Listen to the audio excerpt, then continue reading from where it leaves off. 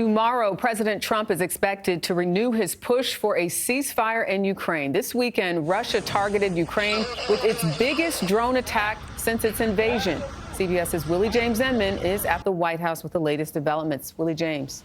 Jerika, good evening to you. President Trump is expected to speak with President Vladimir Putin of Russia and President Volodymyr Zelenskyy of Ukraine in a bid to bring a ceasefire to the years-long war.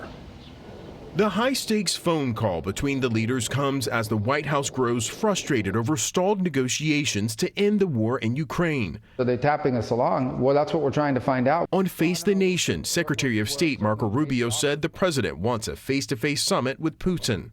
Ultimately, one of the things that could help break this logjam, perhaps the only thing that can, is a direct conversation between President Trump and Vladimir Putin. On Capitol Hill, the president faces Republican headwinds as he pushes to fund his agenda. Speaker Mike Johnson says the so-called Big Beautiful Bill is on track for passage, despite a handful of conservative Republicans blocking it Friday because the legislation does not have enough spending cuts. We've had lots of conversations. We'll have more today.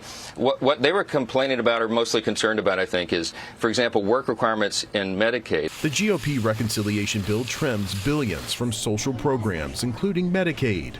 The proposal includes work requirements for some Medicaid recipients, and nearly 1.4 million undocumented migrants could be kicked off the program by 2034. Democrats have criticized the legislation. What happens to those nursing homes when you take all this money out of Medicaid? Speaker Johnson says he expects a House floor vote on the legislation by the end of the week. Meanwhile, the House Budget Committee will meet tonight at 10 p.m. to vote again on the bill. Jerika. Willie James at the White House.